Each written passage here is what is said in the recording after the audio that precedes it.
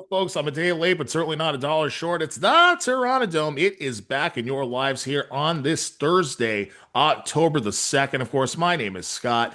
We have got a lot to get to today, folks. We have got a little bit of playoff baseball to talk about as my Boston Red Sox are in a win or go home situation tonight against the hated New York Yankees. Also, we've got week four action in the NFL to sum up. We've got a Thursday night preview, and we've got a four-game pick'em for you. All that is on the way and more, so stick around. It's the Terranadome, and it starts right now.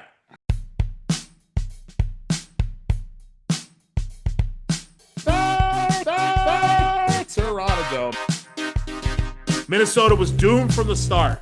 I mean, this was a ass whooping. There's nothing short of that. It was a complete ass whooping. But I will tell you what, my friend, nobody circles the wagons like the Buffalo Bills. And it is time to get them back in the AFC Championship game. I believe that, listen, you're right about Derrick Henry, especially in cold weather. No one's going to want to tackle that guy. So it's going to be imperative for the Buffalo Bills to jump out early in this game and get a lead and force Lamar Jackson to have to play from behind. They can do that. They're going to win this game.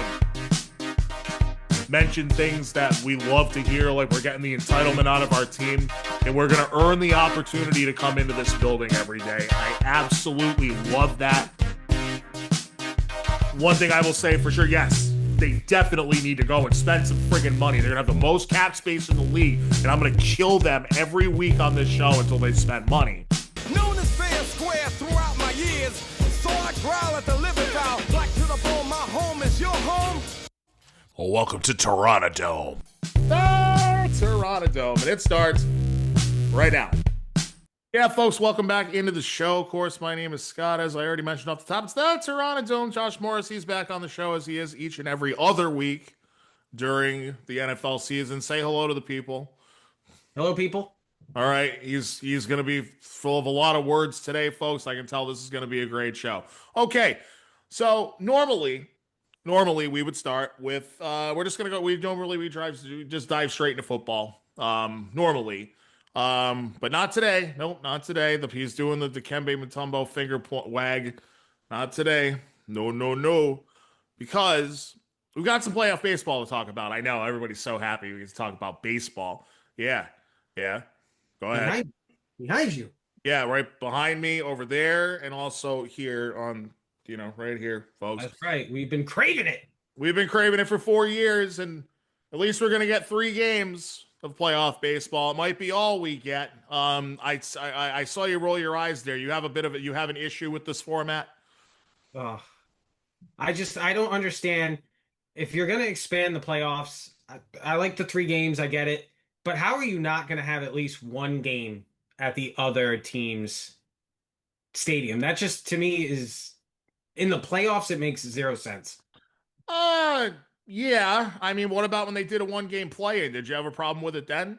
No, because it's 1 game. Okay. I mean, if you are the team that has the better record, you're that 1 game, just like home field advantage should be with you. This isn't home field advantage. This is just home field. Well, the Yankees did have a 5-game better record than the Red Sox during the season. So they're only 1 seed, though, right? We agree on that. They're only 1 seed.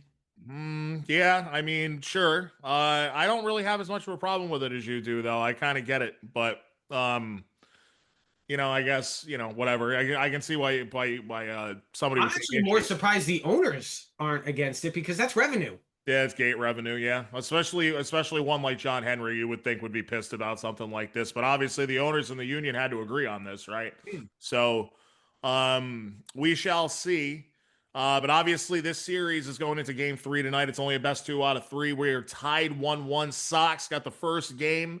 Folks, just to recap in case you weren't paying attention, and I'm going to force you to pay attention now. Game 3, I have in my notes, it was tonight at 6:08 because originally it was scheduled for 6:08. That would have been a lot better for those of us that work at like 6 in the morning, but that's cool. We got to grab the casuals on a Thursday night. You know what I mean? So we're also going to go directly against Thursday Night Football. So maybe it's a good move because Red Sox Yankees, or no offense to you, or Rams 49ers. I think I'm going to take Red Sox Yankees myself. But anyway, game 1, Garrett Crochet, absolute stud. Aaron Judge after the game says he is the best pitcher in the game. I am fine. I'm having a harder and harder time arguing with that. Crochet balls in game one. 7 2/3, 4 hits, 1 run, no walks, and 11 strikeouts. The final pitch of the game was pitch number 117, and it was a 101-mile-an-hour fastball to strike out Austin Wells. His hardest pitch of the game. Correct. That man, that guy is the man. Enjoy him for the next 5 years, Red Sox fans. That's all I'm going to say. I don't always toot my own horn on this show, but I'm going to do it right now. I told you last fall when they got him, I told you how good he was going to be. I wasn't sure he was going to be this good, though. So anyway, Aaron Boone makes the mistake of removing Max Fried. The starter on the other side for the Yankees was just as good in this game, folks. Bottom of the seventh, 102 pitches in, but you could tell he wanted to stay in. You could tell by his comments after the game that he wanted to stay in. And Luke Weaver immediately blows the lead. Masataka Yoshida, who my mom was calling Yoshida for like a couple of months because he wasn't doing anything, but he's been red hot the last few weeks. 2-run single to center. You need him in the lineup tonight. Yes, you do. And they're facing none of this off the bench crap. You need him in there. Well, they're facing a right-handed pitcher tonight, so he will be in the lineup tonight. I can promise you that. If he's not, there's a serious problem here. They get to put all their lefties in the lineup tonight. Yoshida puts them ahead 2-1. That was in the bottom of the seventh. Sox would add one more in the ninth inning. After New York closer David Bednar got the first 2 outs, Trevor Story singled and stole second. Then Alex Bregman followed it up with a double down the left field line. Sox ahead 3-1. Aroldis Chapman made it interesting in the ninth inning, didn't he? 3 straight singles to open the ninth by Paul Goldschmidt, Aaron Judge, and Cody Bellinger. He then buckled down to strike out Stanton, coaxed a fly ball out from Jazz Chisholm, and struck out Trent Grisham to end it. Sox win game one, 3-1. Do you want to reflect on game one, or do you want to just get to game two?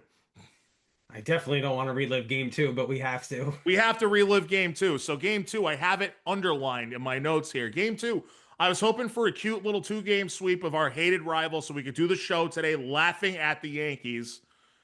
But such is not the case. Normally, Brian Bayo is a Yankee killer.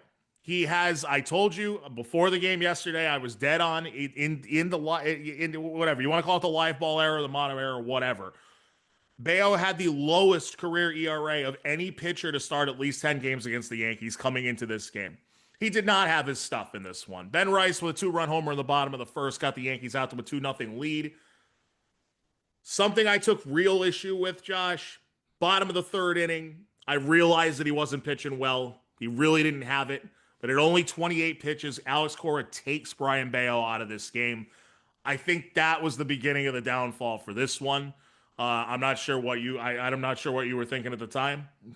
Yeah, my cousins and I, we have a group chat, and we were like, oh, maybe he'll get 4 innings, maybe 5, and then all of a sudden he's walking out there. We're all texting like, whoa, our bullpen's not built for this. No, like this is not like our strength's the back half. And just to foreshadow, half of your back half is now gone. You can't pitch Whitlock tonight. You can't. Nope. So really poorly managed in that aspect, but at the same time, I told you like before the show today, we should have won the game. And then Cora's not looking as bad, but you had bad base running and he had a huge error by Jarren Duran, and that really changed the scope of the game. Because if not, we're looking at Cora today and being like, oh, it was perfect. He did exactly what we thought he would do. Right, and I mean, and considering that Cora nailed it in game one too, right? Like he pushed every button correctly in game one, right? If he doesn't have egg on his face, I don't know, you send Nate Eaton from third base when Chisholm's diving into the hole and you know he's not going to be able to throw him out with his speed, and you don't even send the kid. I don't care what the friggin' analytics tell you. Send the friggin' kid. And maybe we're not talking about this today. Yeah, I mean, Chisholm barely made it to first. He barely threw the ball to first. He's going to get it home on There's no way he was going to get it to home in time. There's no way. That's a longer throw. It's a harder throw. There's no way. But yeah, so here we are. And I thought this was, just like you alluded to, too aggressive with a bullpen. That is not great outside of Whitlock and Chapman. They are not built to throw 6-7 innings in a game. This is starting pitching is what got them to the playoffs in the first place. This is not how I think it was a mistake. Ultimately, they had multiple chances to win this game anyway. Trevor Story has a 2-run single in the top of the third. That tied the game 2-2. Yankees went back up 3-2 on a Judge RBI single to score Grisham in the bottom of the error.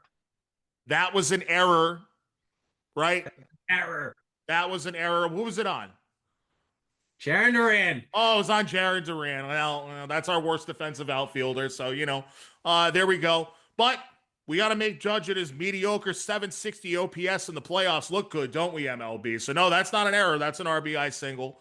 3-2 Yankees. Scores Trent Grisham. That was the only hit of the game with runners in scoring position for the Yankees. Only one. They went 1-for-7, and yet they still win this damn game. Story answers immediately in the top of the sixth with a blast to left field. That ball was a tank. 3-3 game. But Story would also fly out to center with the bases loaded to end the seventh. Hard to knock him considering what he's done over these first two games, though. And that ball he hit was crushed. He just hit it to the deepest part of the ballpark, and Correct. the wind. There was a crosswind last night, kind of held it up there because they like panned to the Yankees dugout when it was hit, and they were all like, "Oh no!" Like because that ball off the bat, even Story kind of took a second look, like, "Oh, I got that." Yeah, and I mean, anytime you're gonna hit it out to the deepest part of the, you're gonna hit it out to dead central. You really got to hit it a long way. Um, so yeah, it's 3-3 at the end of seven, and then Whitlock, I guess, melts down in the second inning of his relief. Or how did you see this?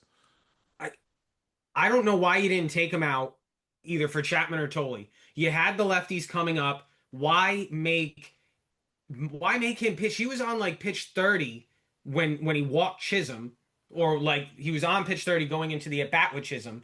Then it was a long at bat. He walks him, and then he's on like pitch 40 something with Wells. It's like he's not built to throw 45 pitches. What are you doing? Either Yeah, bring in Tolley or bring in Chapman at that point.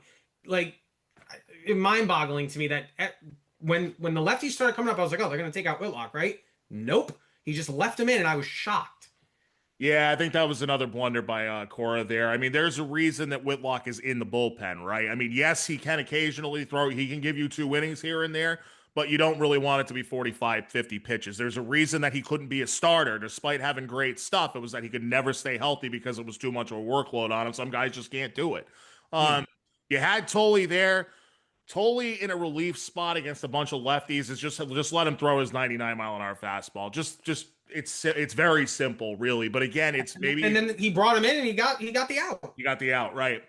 And I mean, it's one of those things. Is it analytical versus the feel for the game? Because if you're Cora, you've won a World Series, you've been in the playoffs multiple times, either as a bench coach or a manager. You should know what the feel of the game is. You played the damn game for how many years, you know? Ultimately, though, Yankees go up 4-3. Austin Wells would drive in Chisholm there. And then Bednar would strike out Abreu and Duran in the ninth. Rafaela couldn't do anything either. Yankees tie it up one game apiece. Yeah, Game, Rafaela's at bat was gross too. It was bad. he's looked, I would honestly say, since that walk-off home run against Tampa on July 13th, he has not been the same since then. That was as good as it gets. I mean, there's still a ton of potential with the kid. Ultimately, the plate discipline's not there. But yeah, so we got game three tonight at 8:08. We have two rookies on the mound, Josh. We have Cam Schlittler's list for the Yankees and Todd, yeah, I know, and Todd Connolly Early, because his real name's Todd. Todd Connolly Early for Boston. So can we crystallize this at all tonight? Because I think it can go one of two ways. Either Early is going to have an amazing, epic, like out of nowhere rookie comes into the playoffs and shuts their asses down for 6 or 7 innings, or it's going to blow up even worse than Bayo did yesterday, and they're going to be absolutely porked. Yeah, it's going to be interesting too because ESPN goes to the coaches like in between innings, and after he pulled Bayo, they asked like what his game plan was. He told Bayo like be ready for the next one. So that makes me think like he saw, okay, you don't have it tonight, but I'm going to be using you tomorrow. Like, you know what I mean? Like that's why I took you quick, because I want you to be able to give me an inning or two tomorrow. That's what I think. I was texting you about that, and at least one or two other people the same thing. I'm like, the only way he's pulling this kid who's been so good against the Yankees this early is that he might plan on using him again tomorrow. And Bale will answer the call if he's asked to.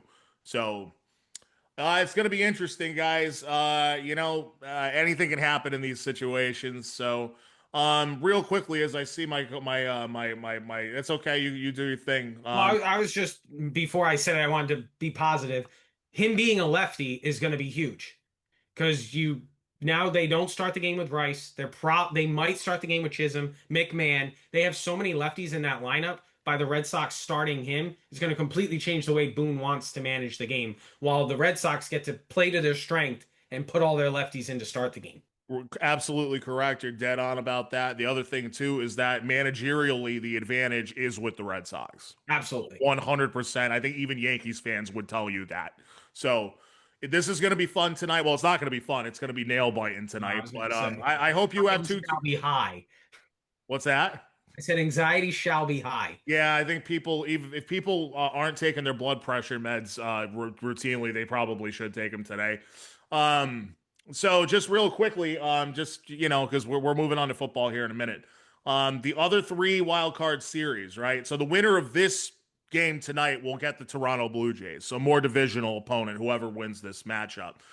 Detroit and Cleveland is the other series in the American League. That game is in game 3. I believe it's going on right now. I don't know the score, but it should have started at 3 o'clock. They would get the Seattle Mariners. So that's interesting for sure. In the National League, what do you have? Did you check Detroit's up. Detroit's up 1-0. Okay, so it's still early, but Detroit's up 1-0. The winner of that series will get the Seattle Mariners. On the NL side of things, the LA Dodgers, I believe, went into they hosted Cincinnati, knocked them off in 2 games. Not a surprise there. The series that's much more interesting to me is that Cubs and Padres series.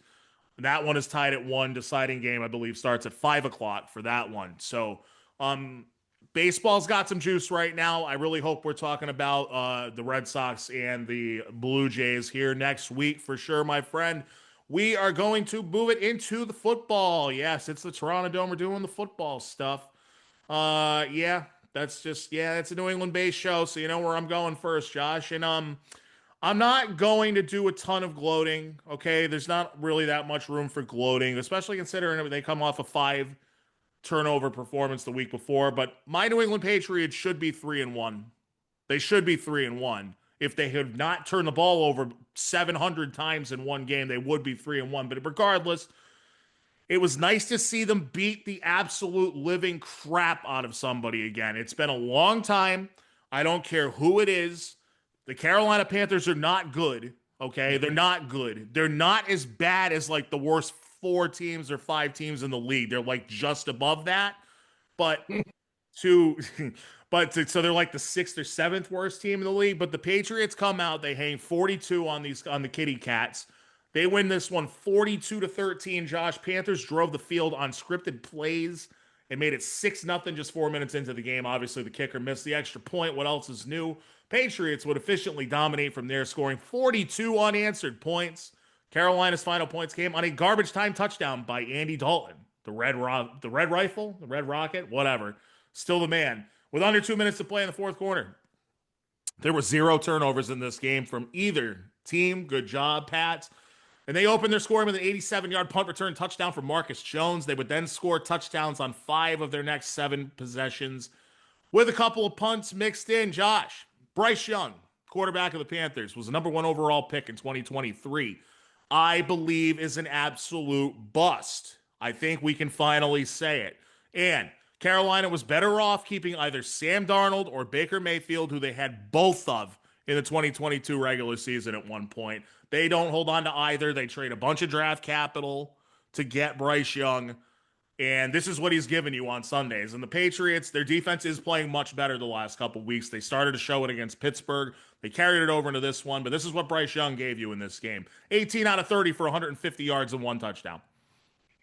Granted, he's not turning the ball over that much. But when you watch the kid play, the reads are slow. The release is slow. Arm strength's not there. It's not. When you have 5 yards per attempt, you're not moving the ball downfield. And at that point, is it a passing game or is it just an extension of the running game? You know what I mean? Like if you're not pushing the ball downfield, what are you really doing in the passing game? And that's something that the Patriots did a ton of over the last couple years with guys like Mac Jones and Bailey Zappi. Right? That's the same level of play that we're seeing here. Frankly, Mac Jones is better. Mac Jones is better than Bryce Young is. I think by quite a bit, too. Yeah, well, Bryce Young, again, like not in the same territory as Trey Lance, but again, a guy you look at and you go, oh, he has so much upside. His ceiling is so high. But some guys, like, yeah, your ceiling might be high, but if it doesn't click at the NFL level, then you're just stuck in the basement. Like you're never getting to the ceiling.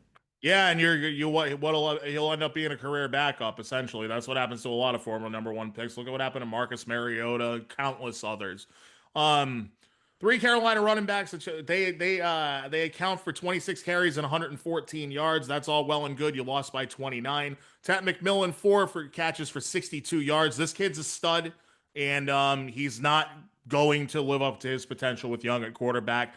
4 for 62 on 8 targets is pretty good considering Christian Gonzalez was back in the lineup and looked good in this game.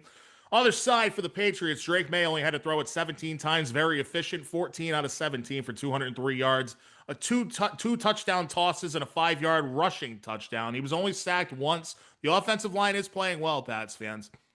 Just saying. Didn't look good week 1, but since then, it's playing well.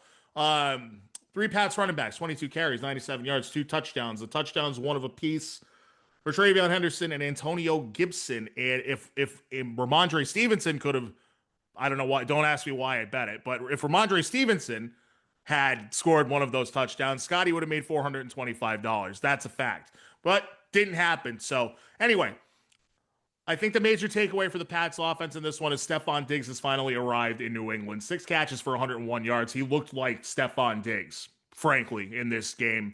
I know it wasn't against a great opponent. And Hunter Henry, 2 catches for 39 yards and a touchdown. I've been kind of doing all the talking here. What did you make of this? What did you make of this? I mean, I didn't watch it obviously as much as you did, but I mean, because they scored 42 points, they were on the red zone pretty often, and Diggs did look great. Diggs looked like he was getting open, getting separation, and May was finding him. I mean, you just said he only had 14 completions, 6 of them to Diggs. So they're building a rapport pretty quickly, which is, I mean, if you're a Pats fan, that's awesome, right? You want your quarterback and your best receiver, right, to be on the same page and doing well. So that, I mean, I don't see them winning this week, but they do. I see a lot of upside to the Patriots in the next, season and a half, whatever it might be. They look like they're going to make a good turnaround. We are going to talk about that game later on. That is one of the 4 that I have in my 4-pack of pick'ems.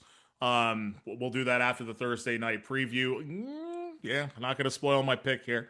But you did mention that you don't think they'll win next week. That's because they're on the road at Buffalo on Sunday Night Football, while the Carolina Panthers will travel to Miami to take on the Dolphins. We are not going to reveal records. I don't know why I keep putting them in my notes because we haven't talked about these teams yet, so I don't know why I keep doing that. Okay, now let's hop back to Thursday night. We gotta talk about the Pats first. It's my show. Not sorry. Whatever.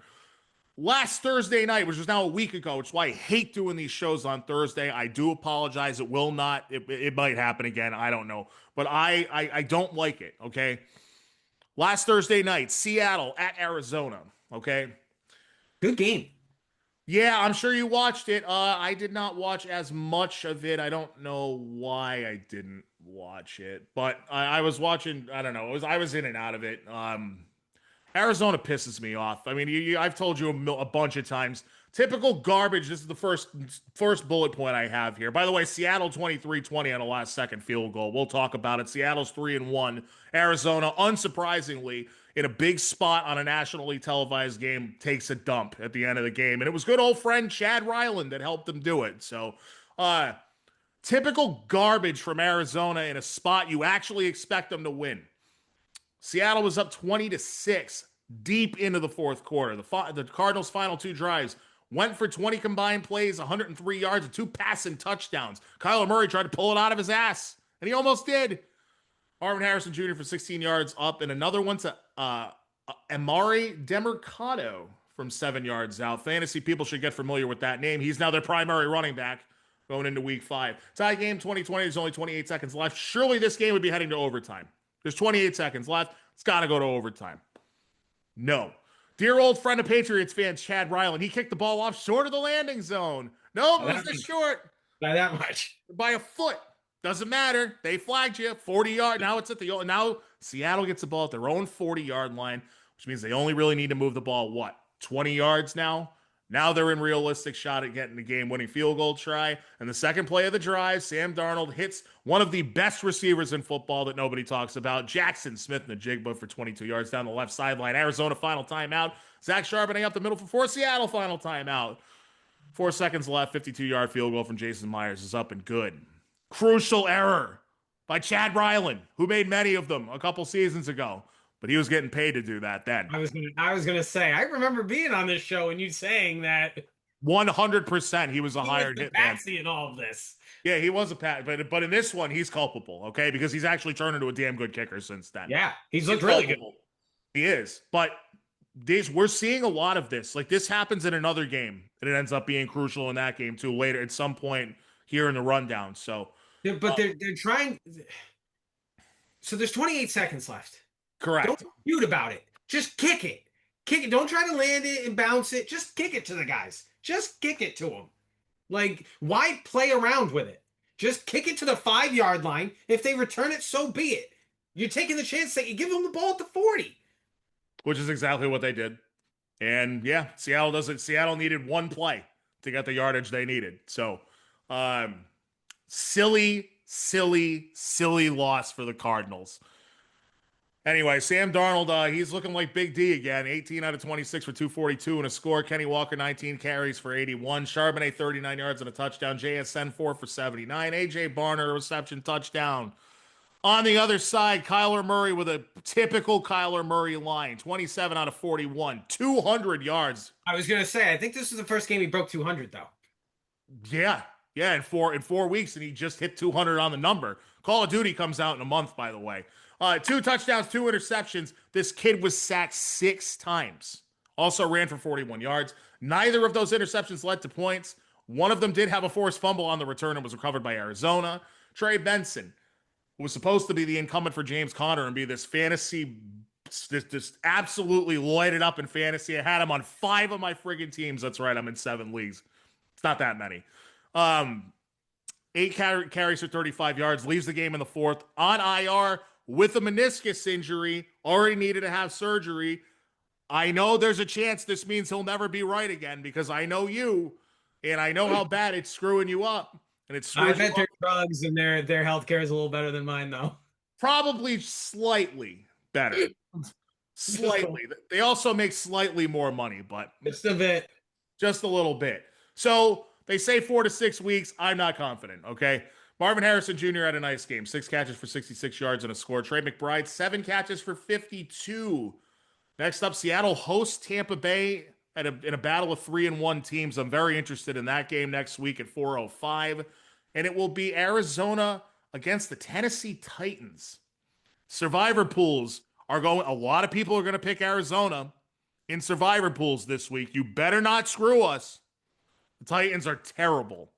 Okay, we'll get into them in a little bit. We'll get to that, though. We will get to that. Hopefully we'll get to it and get over it real quick. Yeah, very quickly. Do you want anything you want to hit on from this game? No, I mean, I just mentioned the whole kicking thing. Other than that, it's like, and we're going to see the kicking thing, like you said, later on. We're probably going to see it all year long. I mean, I don't like the whole touchback thing at the 35. Like, I think it's stupid. It's dumb. Like, we're old enough to the point where that biatch used to come out to the 20. 20 for a long time. Like, and then it was the 30. Well, then it was the 25. Then it was the 30, and then like, 35. Like, if you want to make kickoffs a thing again, well, don't make the touchback a thing. Make it so, back the kicker up. Like, what are we doing? Yeah, I don't. They've screwed with it so many times over the last decade or so, too. Like, this is probably the 4th or 5th time they've screwed with it. They want so many points, and they want an offense-driven league that they make it. You only have to go 65 yards. Yeah, it's not real. It doesn't feel real anymore, right? It feels like NFL Blitz or something, Yeah, the other thing that I'm noticing too, and this won't come up till later on in the show, but I've seen more block kicks this year than I've ever seen in my life. It's absurd. Something had to have changed on an offensive line rule for blocking for that to be happening. Okay, there we go. We got a ways to go here, folks. We are going to Ireland next. I'm jumping all over the place right now. Get this one out of the way. The Ireland game, first ever game in Dublin. Sorry, I don't want to. It was well, it ended up being a good game. It Yeah. wasn't for a while. I also didn't really get a chance to see it. Um, that's my own fault. That's not anybody else's fault. But it seemed like to me like Pittsburgh was dominant into the fourth quarter here. They were up 24-6. And then Carson Wentz came alive all of a sudden and hit him on two scoring drives, but ultimately ran out of time. I want to hit on the landscape of the AFC North later on, but it's safe to say, Josh, things are not what we expected 4 weeks into the season out of that division, except for Cleveland, of course. Yeah.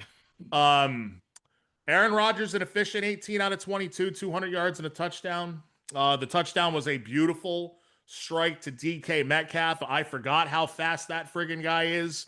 But man, he still got the wheels, man. It was an 80-yard catch, and he just blew by everybody on the way to the end zone. Freakishly fast. For Metcalf, that size, it's absurd. I know he's huge, right? He's not a little guy. He's massive. Metcalf 5 catches for 126 and the aforementioned 80-yard touchdown. No Jalen Warren in this one for Pittsburgh. Kenneth Gainwell 19 carries for 99 yards and a touchdown, best game of his career.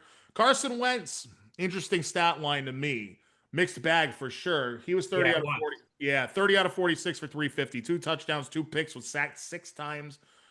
One of Wentz's interceptions led to the Gainwell TD. Not much on the ground from Jordan Mason, 57 yards. Justin Jefferson, 10 for 126. Jordan Addison, 4 for 114, and an 81-yard long play that he somehow did not score on. He actually got caught. Josh, give me some notes on this game because I'm gonna guess you watched it. And also, Roger Goodell says he wants 16 international games a year now, so each team gets one at least.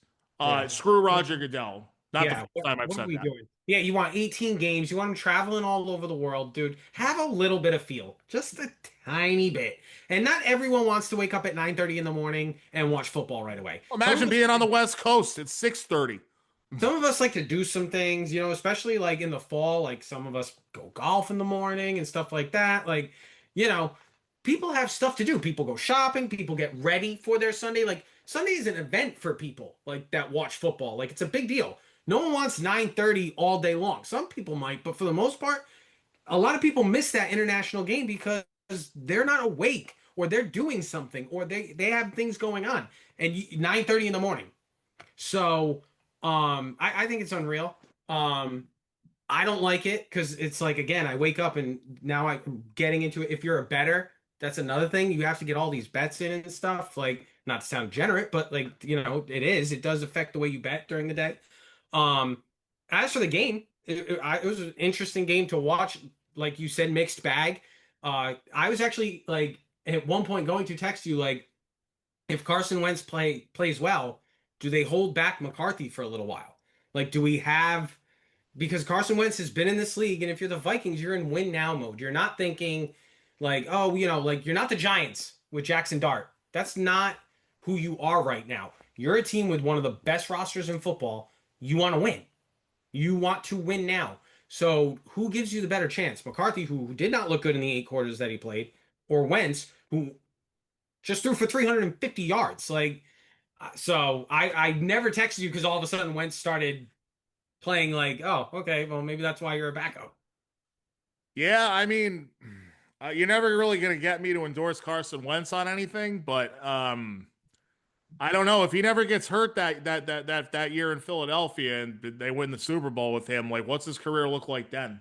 You know what I mean? I think it looks a lot different than it does now. First of all, let me address 2 of your points there. We'll move on after that. Yeah, to your point, 9:30.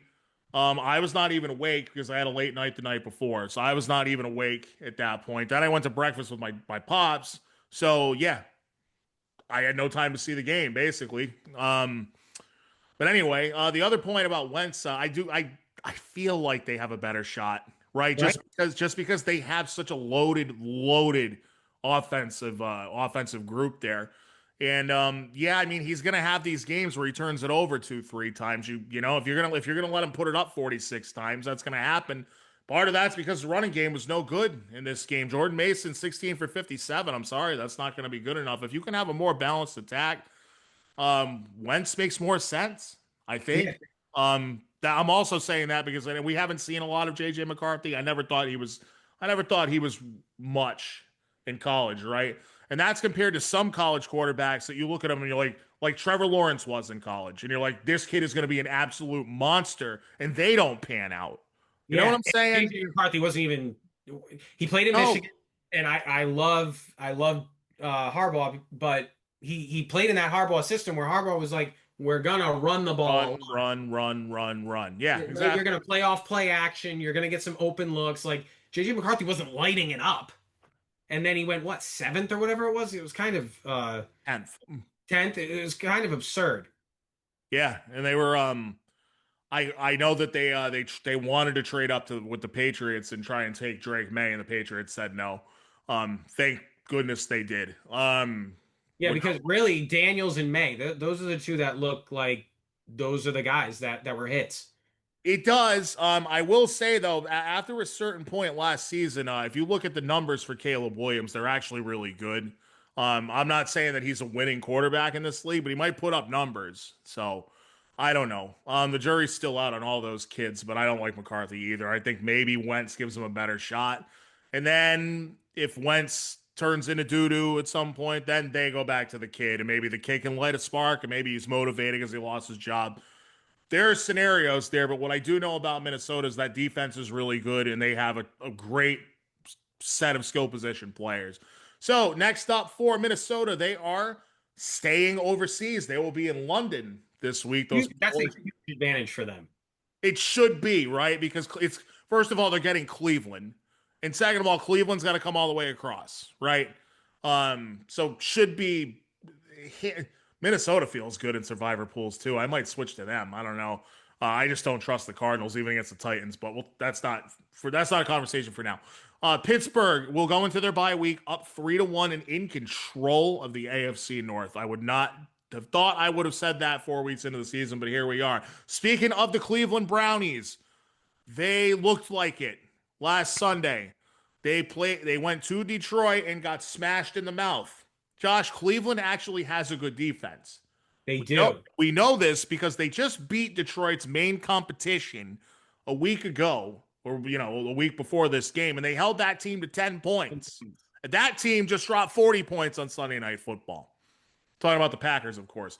The conclusion here is Detroit smashes 34-10, is that Detroit is still a wagon. They might have lost their coordinators, but they are still damn good. And also Cleveland might really suck too. 34-10. Detroit goes to 3-1. Cleveland 1-3. Giving the Lions an extra 3 possessions certainly doesn't help either. Browns had 4 turnovers, but Detroit had 1 as well. 4 minus 1 is 3. There's my rationale. Joe Flacco is going to lose his job. It pains me to say it, but it probably needs to happen. 40-year-old Flacco, 16 out of 34, 184. 2 interceptions and a lost fumble. He is being benched for the rookie third rounder Dylan Gabriel next week. My boy, just 58.1% completions, 2 touchdowns, 6 interceptions, 2 lost fumbles, 8 turnovers in 4 games, and he's been sacked 9 times. I love you, Flacco. You might be a Hall of Famer someday, but this is it. Yeah. I think this is it. If you can't start for this Cleveland Browns team, you ain't starting, right?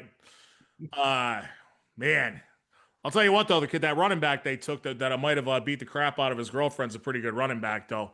Quinshon Judkins, 21 carries, 82 yards and a touchdown. He had 4 catches for 33. Other side, Detroit really it seems like they didn't have to do that much. Goff. Well, I mean, when they're giving you the ball in plus territory every other possession, no, you don't.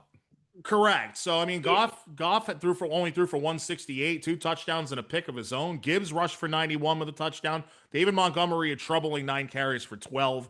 Amon-Ra St. Brown is one of the 2 best receivers in football at this exact moment. Of course, the other being Puka Nacua, which we'll get to later. And I know you don't like that because your team's facing him tonight. 7 catches for 70 yards, 2 touchdowns for the Sun God. He has 6 receiving touchdowns in 4 games. What do you make of this? Is he on your fantasy team in that dynasty league? Oh, man. And I have Chase with no Burrow. Yep. Yeah. No. You want to trade? You want to trade? Yeah, right. I'm on he just catches the ball all the time. I love it. That's why I mean I picked him and JJ back to back. It was awesome. Um, Okay. but yeah, yeah, Detroit looks really good. Now they looked against the Packers. So is it just the fact that they faced the Bears and then they faced Cleveland? It's one of those things where it's like it's still only a Yeah, who four. else did they beat? Um, The Ravens on the road on Monday night. okay, is that really that impressive? If you hang 38 points, well, then again, the Ravens are giving up 33 a game. So it's Maybe one of not. it's one of those things where it's still early in the season, and I feel like if you're making any like, oh, this is what it'll look like at the end of the year based off of these first 4 weeks, you haven't been watching football long enough because things are going to change so drastically within the next 4 to 6 weeks when everyone's getting their buys and getting healthy or getting more injured. So much is left to change. Right now they look good, but until they face someone like Philadelphia, Tampa Bay, a team that could really play physical with them and sock them in the face, I'm not gonna. I still think the Packers are a better team overall than them. That is interesting. We'll have to have that conversation later on when they play each other for the second time. I chalk up that week one thing to week one, right? I think Okay. week one is the flukiest week of every season, right? So you're telling me that Detroit going to Cincinnati next week with no Joe Burrow, you're saying that's not a test for them? No, I'm sure that'll be a real grinded out game. Yeah, it should be a real grinded out game. Cincinnati's combined for like Amon 13 Ra points. might score 40 fantasy points. Yeah, he just might if you, especially if you keep talking about it. That's a 1 o'clock game. As we just mentioned, Cleveland is technically the home team, but they're in London to face Minnesota at 2-2. That is another 9:30 start. Set your clocks, boys and girls, if you want to watch Cleveland and Minnesota. Whoa. Bet a Judkins touchdown. That's another thing too. Like if you want all these international games, you might want to make them so people actually want to friggin' watch them. Yeah, you might not want to stick them on NFL Network either. You're gonna have to do more with this. Hey, I've got another crap bag team to talk about. Are you ready? This might be this is one of the crappiest two in the league, I think. Ooh, Maybe this the gets me crappiest. excited. This gets me excited. You should be excited because it's the Tennessee Titans at the Houston Texans. And the Texans only won by a score of 26-0. The 0-3 Houston Texans won a game 26-0. This Yeah. is not good for Tennessee. Listen, not every number one pick is a success. Hey, Cam Ward said it himself. We ass. We ass right now. Yeah, that's right. That's right. I appreciate the honesty from Cam Ward. He is also ass right now.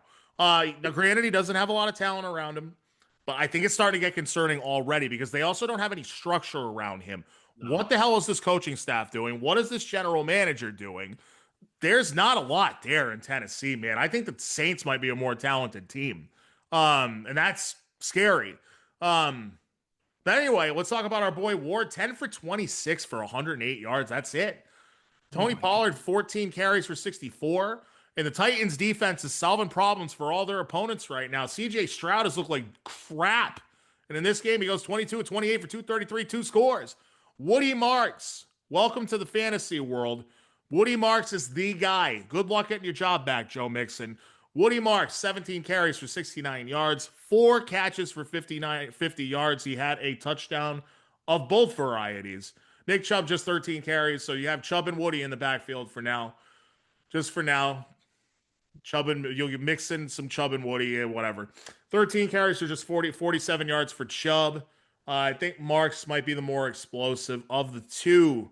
Nico Collins, 4 catches, 79 yards. And Jaden Higgins, I believe, was their third round pick. A 24-yard touchdown catch from him. What is there anything to draw from this game? Yeah, Tennessee stinks. Okay. Oh, that's great. Does Houston not stink? I don't think Houston's much better, but they just faced a team that was much worse. All right, spot on analysis from Josh on that one, folks. Some games don't need to be talked about for 10 minutes. No, they don't. This one does not. I am very curious in the Houston at Baltimore game. A couple of 1-3 teams at 1 o'clock next Sunday. That is who Houston will face next. I like Houston in that spot, and because Like the over. because there's no Lamar Jackson. But we'll get to that later. Tennessee at Arizona, as we mentioned, is a 4:05 kick here on the East Coast. Whew. It certainly feels like Tennessee has a shot to win that game somehow. I don't know how, but man, I hate Kyler Murray. Um, let's talk about another crap bag team. We're picking them off early, okay?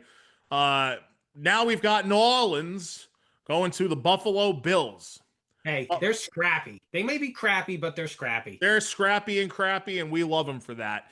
Uh, the Bills really let the Saints hang around in this game, Josh. They 30, did. They 31. toyed. Sorry. They toyed with them. They let them, yeah, but this is the old Celtics play with their food thing, I guess. But it was a 31-19 final, but the Saints did have it as close as 21-19 going into the fourth quarter. Buffalo was determined not to cover that 15.5 point spread. I don't know if you guys realized that or not, but that was what was really going on. 146 after New Orleans pulled to within two. Buffalo scores 4 plays later after yet another bad kickoff that was short of the landing zone, Josh. Means the ball was put on the 40 for Josh Allen. Smart move if you're a team that's looking to get the number one pick. Allen to Kincaid essentially puts it away as a 28-yard touchdown. 28-19 Bills. New Orleans then turned it over on downs on their next drive. Buffalo would then drain 3.5 minutes of clock, kick a short field goal. Next Saints possession. Rattler is sacked by Joey Bosa and fumbles recovered by Buffalo. Buffalo 31-19 final. I don't know. I mean, I only really saw this one in passing on Red Zone. But Allen was 16 out of 22, 209, 2 touchdowns and a pick, 45 rushing yards and a score. James Cook is having a great season. 117 yards and a score for him on the ground. Khalil Shakir, 69 yards and a touchdown. I mentioned the Dalton Kincaid touchdown. Spencer Rattler, just 126 yards. Touchdown, 49 rushing yards. Alvin Kamara, 15 carries for 70. And Kendry Miller. This is a little He had a really good game. They were calling his name constantly. Yeah, this is noteworthy for you fantasy people out there. You might want to maybe go grab Miller, somebody who was hyped up very largely a couple years ago as a rookie, was never really on a chance to play. 11 carries for 65 yards and a score for Miller, 6 yards a tote. And Chris Olave, 3 catches for 20 and a touchdown for him. You want to add anything about this one? You want to talk about Buffalo? You want to talk about New Orleans? I mean, it was a like again, I saw a lot of it through the red zone. It like when it was close, it looked like a good game, but I mean, it never felt like Buffalo didn't have control of the game. And it's one of those things like you're not really scared of Spencer Rattler. I almost feel like Kellen Moore is trying to keep him in a bubble, like where they're not really letting him do anything. Like Yeah. everything is so quick and like short. I mean, I watched him throw an absolute dart into the end zone to Olave to make it 19-21. And he threw it in between like two, three guys and he threw a seed. It was perfect. So I mean, I don't think he's like completely inept, but I feel like Kellen Moore is like really trying to make it so he doesn't have to do much. Yeah, and that makes sense. That's what a lot of and Kellen Moore's a first-time head coach, right? So he doesn't want to make himself look bad either. But this is what happens to a lot of young quarterbacks, right? So I mean, yeah, maybe New Orleans isn't as bad as we thought. I think that they're pretty bad, but maybe not quite as bad as we thought, right? Next up, Buffalo will host the New England Patriots. Patriots 2-2 on Sunday Night Football. And New Orleans will travel to the Meadowlands to take on the G-Men at 1 o'clock next Sunday. And speaking of those G-Men, here we go. First start ever for Darty Party. Jackson Dart's first career start. Russell Wilson not happy. All right.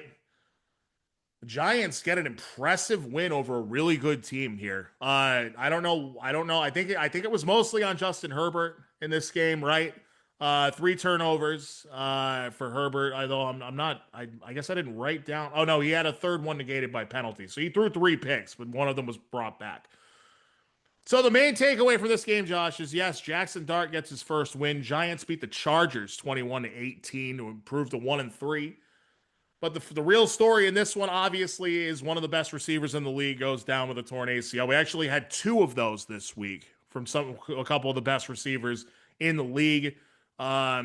This drastically changes the outlook of what was already going to be a tough season for the Giants, I think. But it also maybe saves Brian Daboll's job again. Don't know what you think of this. I mean, if they give him the out because Neighbors went down, that's crazy. I mean, I could see it happening only because I've said it so many times. The Maras are very slow to fire people.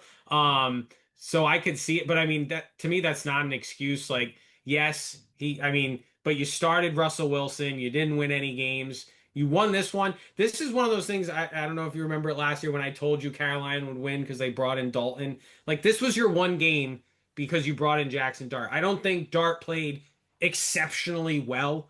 He did a lot with his legs, which was nice. But also like I don't think Russell Wilson is completely inept as a runner.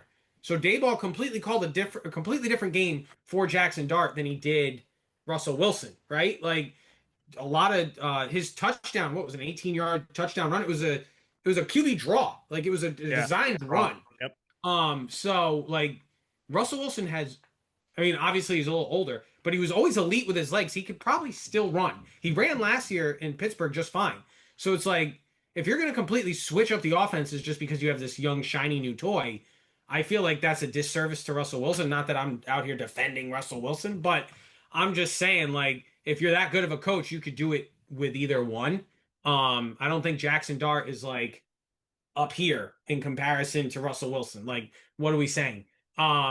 So I think this was their one game. I think it was a little bit of a trap game for LA traveling to New York and kind of probably taking for granted.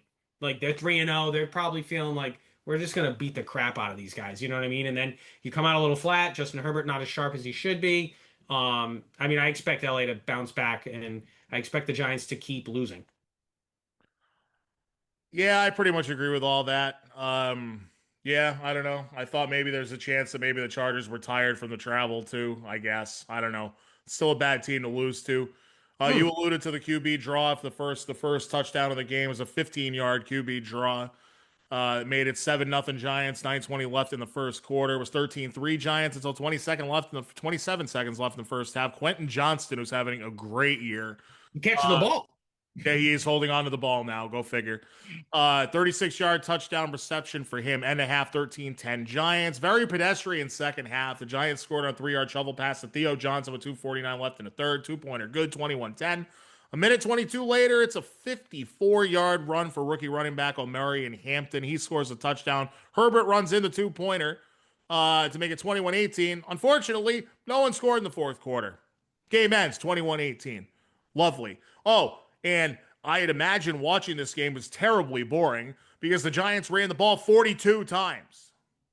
I'm sure that has something to do with neighbors being out. But Jackson Dart, to your point, did not really play exceptionally overly well. 13 out of 20 for just 111 yards and a touchdown. He also had 10 for 54 in the aforementioned one on the ground. Cam Skattebo, which I've come to find out is actually how you pronounce his name, Skattebo, which is funny to me. 25 carries for 79 yards. Darius Slayton, 3 catches, 44. Herbert did not play well at all. 23 of 41, 203 touchdown, threw 1 touchdown, threw 2 picks. The first interception led to a field goal, and the second one led to a touchdown. You lost by 3. That's why you don't turn the ball over. We see it every week from multiple teams. It happens all the time, Patriots. Oh, by the way, I meant to mention this way back when we were talking about the Pats game. Demario Douglas's snap count percentage has gone down significantly since the second week. It was like 19% in that game. So maybe they're finally realizing the kid's just not that good. Or maybe he's got the physical ability, but it's in here. Anyway, back to this game. Omari and Hampton had 12 carries for 128 and a touchdown. Had 5 catches for 37 through the air. And Quentin Johnston, 13 targets, 8 catches for 98 yards in that touchdown that I mentioned. Keenan Allen, 5 catches for 37. And Ladd McConkey has disappeared this season so far. You want to comment? I know you like Ladd. You want to comment? Yeah, I think I mean obviously Johnson's having a great year, so I mean if he is such a vertical threat that if they're getting him open and they're pushing the ball downfield, you are going to take because obviously Ladd is that more yards after the catch slot, those short intermediate routes. But Keenan Allen's been doing a lot of that this year, and he's been targeting Keenan Allen a lot. So yes. I wonder what's going on in the offense that he's just staying away from Ladd or more teams shadowing him, and now those other guys are getting open. The tight ends I feel like there are no tight ends there. Like I feel like it's really wide receiver based. And it's a lot of Keenan Allen and Johnston, and that's taking away from Ladd. Yeah, I think you're probably onto something there on both accounts. I also know that Keenan Allen is bound to get hurt any game now because he always does. No disrespect to Keenan Allen, but the guy's played like 2 full seasons where he actually didn't get hurt, and he's up there now for receivers too. We kind of thought he was cooked last year, even though he had a decent season. But they did have a past rapport, him and Herbert, so it makes sense. Next up, these Chargers will host the Washington Commanders at 4:25 on Sunday, and the G-men will travel to New Orleans. Interesting spot.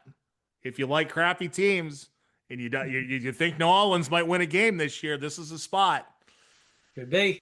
Saints are not 1-3, as I said in my notes. They are 0-4. That game is at 1:00. It better be at 1:00. It is at 1:00. Okay. We're going to keep it moving. We are almost out of the 1:00 window already, my friend. Washington Commanders, who I just mentioned, at the Atlanta Falcons.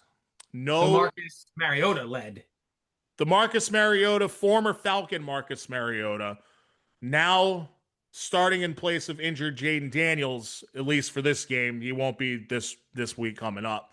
But yeah, it's the Marcus Mariota Bowl of sorts. Didn't pay too much attention to this one, but it was a pretty good game. Atlanta wins at 34-27. We've got 2-2 teams after this game. I do want to mention it was the first career win for Michael Penix Jr. when the opponent scores more than 7 points. First time Michael Penix Jr. has ever beaten a team that scored more than 7 points. I had to say it twice. Falcons. No, that's not a real stat, is it? That is a real stat. More than 7 points? 100%. He was like 0-4. When they scored more than 7. Yeah. Seriously. That's unreal. I know, but that's a real stat. I didn't make that. I didn't just make that up just so I could say Michael Penix Jr. It looks to me like the Falcons controlled this after a Kyle Pitts TD early in the third. Yeah, they were in control for a lot of it. Yeah, I don't know. It never looked to me like when I would see it pop up, it never looked to me like Washington was really mounting much of a charge, and then it ends up being a close game. Penix did play pretty well in this game. It looks like 20 out of 26 for 313, 2 scores and a pick. Bijan Robinson continues to be the best running back in football. Bijan Frise. Sorry? He's an absolute animal. He's ridiculous, man. 17 carries, 75 yards, score. 4 catches for 106 yards. That is 181 yards on 21 touches for this kid, who's only gotten better in year 3. He was great last year. He's even better now. And Tyler Algier got 16 carries in this game. But this is why he's the number 2 back. Only 51 yards in a score. Drake London calling. 8 catches for 110 and a touchdown. Another very underrated receiver that not a lot of people talk about in this league. But he's very good. And Kyle Pitts, 5 catches for 70 and a touchdown. Yes, golf clap for Kyle Pitts. It's only been 4 years. Yeah. Mariota just 16 out of 27 for $156, 2 touchdowns and a pick. Redskins running back. Commanders running backs combined for 14 carries and 106 yards. Deebo Samuel, 6 catches for 72 yards and a score. Luke McCaffrey, second week in a row with a touchdown grab, 2 catches for 21 and a score. We just mentioned Washington will travel to the Chargers for a 4:25 affair on Sunday. Chargers are 3-1. And the Atlanta Falcons go into their bye week at 2-2. Thoughts? Opinions? I mean, it's tough because you had the backup quarterback for the Commanders. He looked fine against, I think it was the Raiders the week before, but yeah, the Raiders. And I mean, you can't base much off of what Washington did. They're obviously handcuffed with, Marcus Mariota, who's not even close to Jaden. So hopefully Jaden's healthy this week, and we'll see what sounds to be a really good game. Yeah, he's been cleared to play by the team doctors, so I do believe we'll see him this week. So that's cool. Yeah, I don't know, man. I mean, Falcons, NFC South is weak, as it usually is. So I mean, they have a strong front runner, but other than that, I don't think. I mean, I don't. You and I both don't see Tampa Bay losing that division. I don't know. I don't think so. No. Um, yeah, I like Tampa a lot this year. But yeah, hey, here we go. 4 o'clock window. You ready? We're trying to move through this as fast as we can. We've still got about 8 more to get to, folks, here on the Terranadome. Josh Morris is back, as he is every other week during the season. It's great to have him on. Thank And you, sir. Great to be here. I appreciate it. Unfortunately, the next game we're going to talk about is the Jacksonville Jaguars at the San Francisco 49ers. I'm going to let you run point on this one because that's your team. Josh is a massive 49ers fan. He's usually decked out in 49ers garb, but he's not wearing it today. They don't deserve it this week. They don't deserve it this week. They don't deserve it this week. He's a fair weather fan, folks. I'm not a fair weather fan. I am a realist, and when my team doesn't play well, I get really upset. So, I don't even want to go over it. It was kind of like what was the final score? Exactly what happened to you 2 weeks ago against the Steelers. Okay. The Niners had their throw up on themselves game. They had 4 turnovers, 2 fumbles, 2 interceptions. And then you still only lost at 26-21, right? Correct. You only lost by 5 points, and you had the ball in the fourth quarter with a chance to go down and win. So it's tough. Brock Purdy clearly didn't look 100%, and it makes me wonder, was he rushed back or did he force himself back? Like, did he tell the team, like, no, I'm good to go this week? There are, like, a lot of 49ers people that I follow said that Mac wasn't 100% either. So I'm wondering if they were like, He wasn't. I wonder if they went to Brock and said, hey, like, how you feeling? Like, Mac's not sure he's going to be able to go. And I think Brock took one for the team and said, yeah, I'm fine. He clearly wasn't. Clearly planning off that foot and driving through was an issue for him because a lot of throws he threw were high. And that's not usually, he's usually a very accurate quarterback. And another thing, the 49ers receiving room is a revolving door right now of guys. And he obviously hasn't been able to practice for 2 weeks. Usually he throws with such anticipation, like elite level anticipation, where he's throwing the ball before most receivers are in their breaks. And you could tell that he was holding on to the ball just an extra step or an extra second because he's not sure where these guys are going to be. And then it doesn't help that your team had, depending on who scored it, 6 or 8 drops. Like 6 official drops, I believe, is what the actual number was, and then some people count up to 8. So you had possibly 8 drops. You're not going to win a game with 4 turnovers, 8 drops, and you let up a punt return touchdown.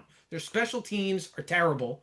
I don't think they had 1 sack. I don't even think Lawrence was pressured.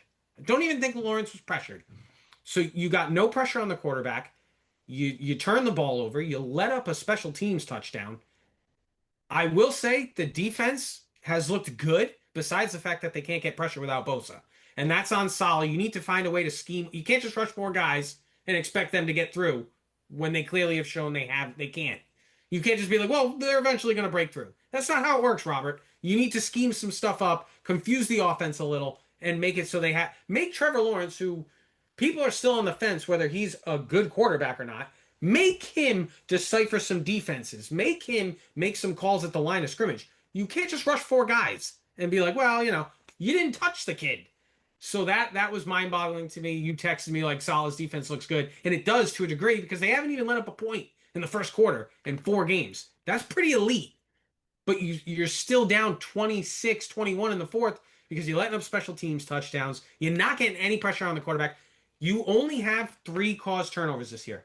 3 in 4 games. You're negative, I want to say 6 in the turnover differential. It's disgusting.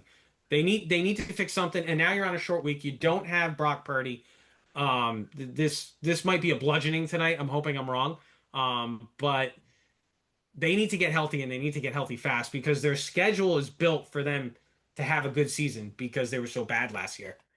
Yeah, I think he even just that's somebody that's upset about a 3-1 team right there, folks, because he just went on for longer than I went on about the Patriots last week. Listen, yeah, a lot of I'm not going to disagree with anything you said. I mean, you obviously saw the whole game. All I have to do is, I have it in here too. Purdy never looked comfortable in the game from what I saw. He was only hit 3 times and sacked once, but like you said, not able to make his anticipatory throws. Didn't have his main guys out there. Like Kittle's missing, you know. I have it in here though. The Niners turning it over 4 times led to 17 points for Jacksonville. Can't win a game like that. No. And not when you don't cause any on your end. Correct. So yeah, to your point about Trevor Lawrence, it's amazing to me that he wasn't able to do more with even though the fact that he wasn't pressured, which maybe this just tells me that the Niners secondary is good. But 21 out of 31 for 174 and only 1 touchdown for Lawrence. Yeah, you're right. He wasn't sacked. But it's just he should have been able to do more than that. Where they got chewed up was on the ground. ETN at 124 yards and a touchdown. Modest. 50 of them, I believe, was on one run, 52 or something like that. Sounds like an ETN game to me. Modest receiver totals. And Purdy, yeah, not his normal accuracy. 22 out of 38, 309 yards, but 2 touchdowns and 2 picks and a lost fumble. Pearsall had 4 catches for 46. He's out tonight. Jawan Jennings had 2 for 24. He went down and did not look good when he went down in this game. I saw that. And Jake Tongues, that's the backup tight end, right? Or one of them. Luke Farrell's the other one, if I'm not mistaken. The one who had a fumble. Yeah, I know. He lost the fumble too. See, I pay attention. I do. Might not be my team, but I pay attention. 3 for 58 and a score for Tongues. Yeah, he's looked great, and he had never caught a pass coming into this year. So he looks like he might build his way up to the second when Kittle comes back, I think, next week. Hey, man, it's good to develop some players every once in a while, right? So, yeah, San Francisco is at the Rams tonight on Thursday Night Football. That is an 8.5-point spread. We will get into that in a little while. Both teams will be 3-1 going into that game. I know he's nervous about it. So you're gonna be on pins and needles between that and the Red Sox Yankees game. I don't know how are you gonna even watch both. I might die. I might have a heart attack. Let's hope not. You're too skinny for a heart attack. And Jacksonville will host Kansas City on, get this, Monday Night Football next week. Is Jacksonville that should be a good game. It pains me to say it. Kansas City has looked good, but then again, they face Baltimore. Yes, but the Chiefs are getting it together, right? Should be an interesting one, to be honest with you. Okay, more 4 o'clock stuff. We have the Chicago Bears at the Las Vegas Raiders. And this was the Ashton Genty arrival game, Josh. The Raiders and their fans have been waiting, and fantasy players especially, have been waiting 4 long weeks for Ashton Genty to do something. And boy, did he ever. Did you hear the stat about his yards coming into this week? I was giving stats about his yards coming into this week. What's the stat? That 101% of his yards were after contact? Yes, yeah. He was getting killed at the line every single time. That's 101%. I'm like, how's that possible? That's pretty odd. But in this one, oh, by the way, the Raiders lost this game too. But Ashton Genty arrived, so yay. 21 carries, 138 yards on the ground and a touchdown. He added 2 catches for 17 yards and 2 touchdowns through the air. He did lose a fumble. It did not lead to points for the Bears. The real problem with this game for the Raiders and their fans, Geno Smith once again, 2 weeks in a row or 2 out of the last 4 weeks, has played like doo-doo. One moment. Yeah, that's good. Geno Smith threw 3 more picks in this game, Josh. 2 touchdowns, but 3 picks, only 117 yards passing. Let's go to the summation. Raiders kicked a field goal to go up 24-19 with 6:34 to play. The Bears responded with 11 plays, 69 nice yard drive, resulting in a DeAndre Swift 2-yard touchdown. The 2-point attempt failed. It was only 25-24. Raiders. How did this game end? I feel like it's a reoccurring theme. Yes, you know what it is. Way to bury the lead. Raiders move it to the Chicago 36 on their final possession to set up Daniel Carlson for what would be a game-winning 54-yard field goal. And what happens? It got blocked. It got blocked. More blocks in the last 3 weeks than I've seen in 20-something years of watching football. Do you remember, like, when we were younger, we would watch, like, a team against us or against our team go for a field goal, and you'd be like, "Come on, block it!" You don't have to do that anymore. You just go, "This might get blocked." Yeah, no. Any time now, you just be like, "Yeah, this could get blocked." Oh, the center completely missed the guy he was supposed to block. Shit, you know. Uh, Bears hang on 25-24. Caleb Williams 22 out of 37, 212, a touchdown and a pick. DeAndre Swift had the 2-yard touchdown run to put them up for good, but only 38 yards on the ground. Rome Odunze, third straight game of the touchdown catch, and DJ Moore continues to be mediocre, 4 catches for 38. Are the Bears like, do the Raiders suck and it's the turnovers that got Chicago this win? Or is it maybe the Bears are starting to turn a corner? Maybe, but they're still the Bears. So, like, do we want to actually think that and admit it? All right, so the last 2 weeks, Dallas, Las Vegas. Dallas just put up 40 points on Green Bay, man. They put up points. They have their quarterback is the number 1 quarterback in the NFL right now, I'll have you know. Well, he's getting paid. Their offense is first, I believe, in yards and points, and their defense is 32nd. So, anybody who scores points against Dallas, those games are in void. I don't trust them. I take it with a grain of salt. All right, you keep going because I'm gonna tell you that Dallas is not 32nd because the Baltimore Ravens are. They're 31st. Oh. They have allowed 1 less point than the Ravens have. All right, so I stand corrected. Top 5 offense, though. They're this close to being last. Top 5 offense, though. Top 5 offense. So we're not ready to crown the Bears anything after 4 weeks. Let me see a couple more division games, right? A little more, because their division is tough. If they can pull out some division wins, then I'll change my tune on the Bears. Until then, they're going to be 5-12. Would they have to win at least 3 division? Well, no, they only get 6, right? Would they have to at least get 2 division wins for you to start respecting them? Yeah, I got to see 1 against at least the Detroit Lions or the Green Bay Packers. Yeah, we might not see that. Anyway, the Bears are going into their bye week riding a 2-game winning streak, and it's not going to get right. It's not going to get any easier for the Raiders. They now have to travel to the East Coast for the 3rd time in 5 weeks. They play. I know that's pretty brutal. They play. That's awful. And they have to play the Colts 1 o'clock next Sunday. Speaking of the Colts, they were 3-0 going into this game at the LA Rams. They did not. They should be 4-0. They really should be 4-0, but they're not. There's a few reasons why they blew this game. But to me, one big reason. One's a pretty big one. And I'm going to bury that, I got it. I'll get to it, okay? I got you. I did put the Daniel Jones looks more like the Giants version in this one. But still, the Colts were in position to win this game. Up 20-13 with 8:58 to go. Matt Stafford balls out. Just dropped him on the field. Goes 11 out of 13 for 172 yards and 2 touchdowns on the Rams' final 2 drives. The dagger, an 88-yard catch and run by Tutu Atwell to put them up 27-20. 4 plays after Indy got it back, Daniel Jones threw his 2nd interception of the day to seal the deal. But more than that, what was the big screw up in this game that really cost the Colts? Adonai Mitchell. I was going to say probably a guy dropping the ball at the 1-yard line instead of running it into the end zone. Adonai Mitchell has this amazing, incredible catch. Runs it 75 yards down the sideline. No one's near him. He is, ruining my friggin' momentum. He's holding the ball out like this as he's running to the end zone. It flies out of his hand just before he crosses the goal line.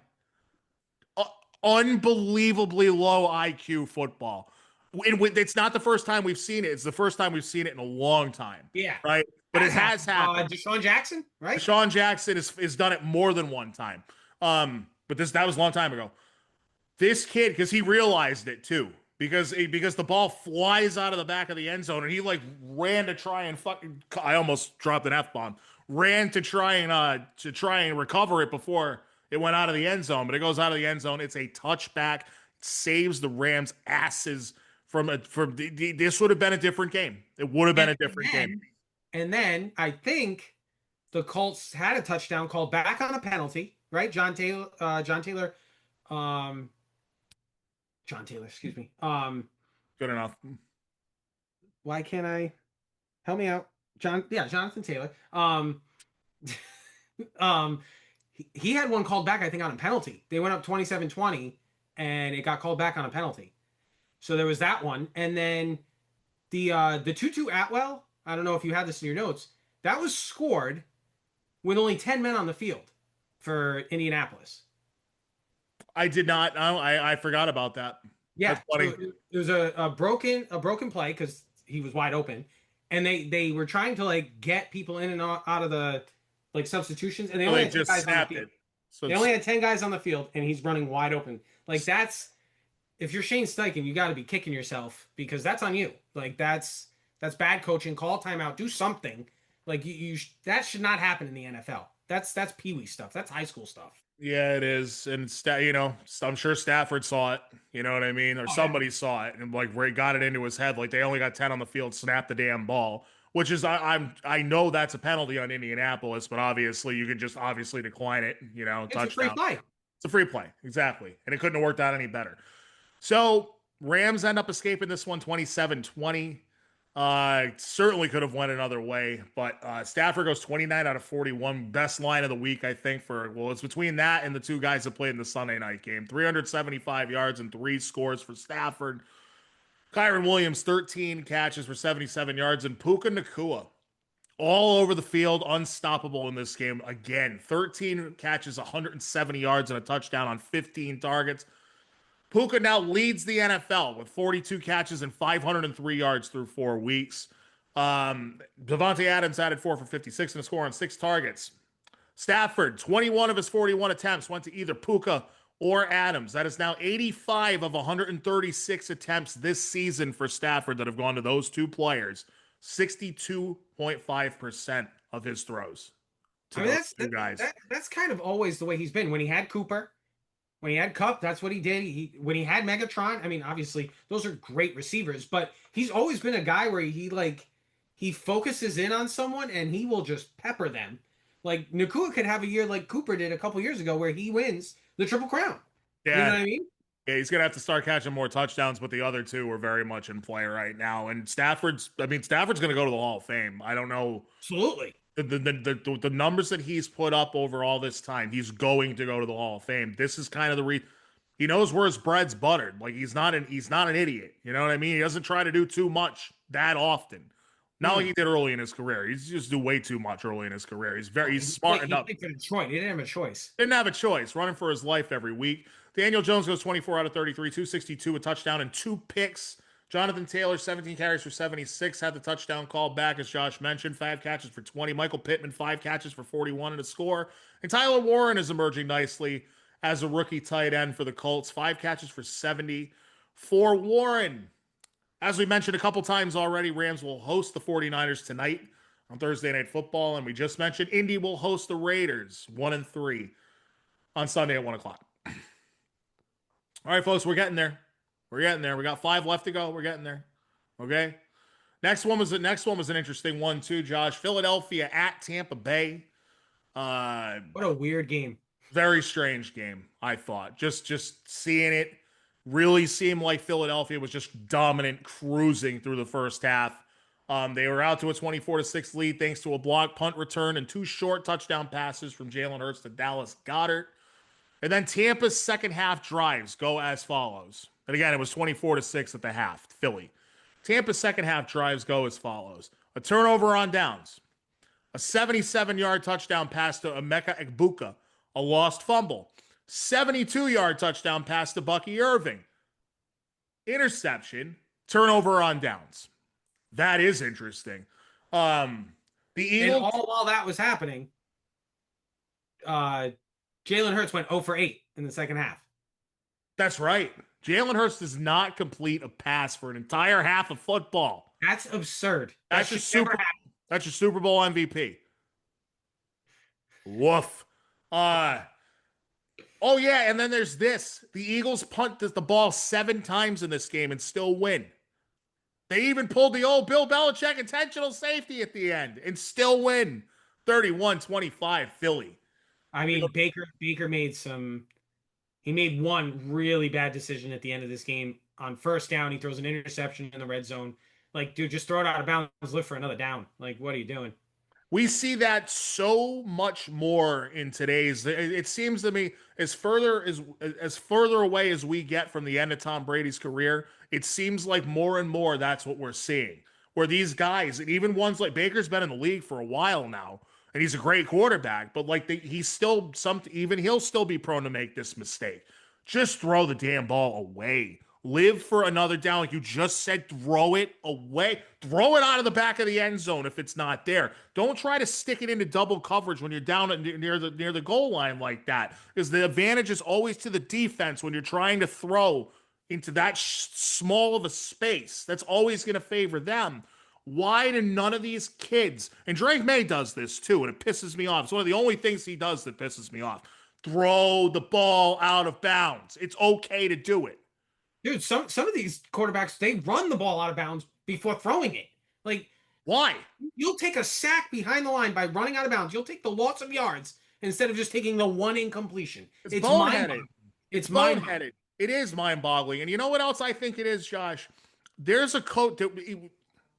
Bill Belichick's gone now. There's a coaching issue. I'm not saying Bill could still be a good coach. Obviously, that's not the case, right? But there's a coaching issue in the league too.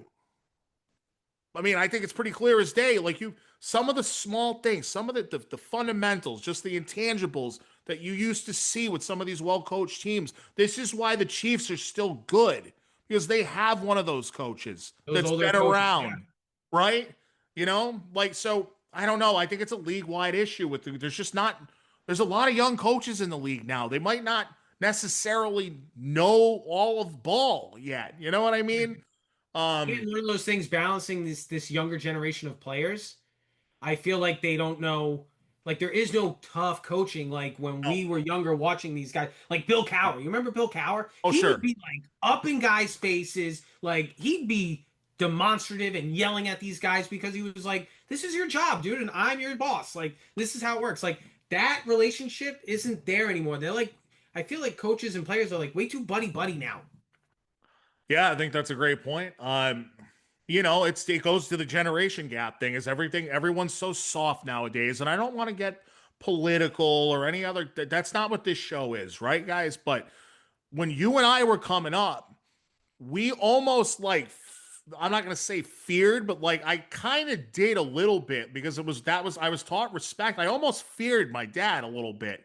Absolutely. Almost like I would know, like, as like a 10-year-old kid, like I know, like, okay, if I go and talk to him for more than like 2 or 3 minutes at a time, he's gonna get annoyed with me. You know what I mean? So like I need to just give him his space, whatever. But that's when like when it worked for me when I got older, because when I got some of these jobs and I'd have managers or my bosses screaming at me, didn't take it personally. Yeah. You can't take it personally. If you screw up, someone's got to tell you you're screwing up sometimes. But that's the thing. There's no accountability in this generation. There isn't, and it's scary. And it's also not a very bright one either. So I'm terrified for the future. But anyway, back to this show. Jalen Hurts, you said, went 0-8 in the second half, correct?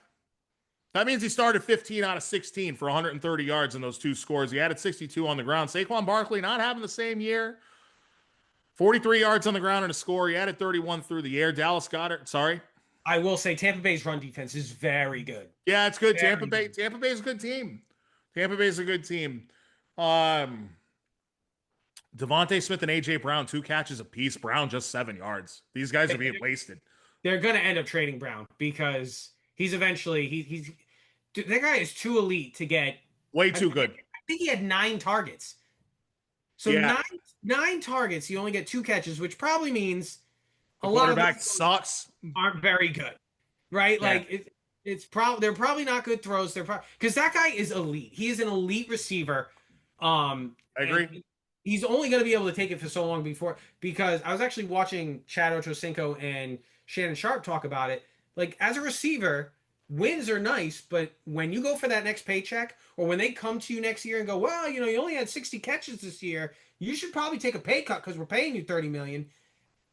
How do you argue that? You're like, yeah, you're right. I only caught 60 because the guy throwing me the ball throws it to me 4 times a game.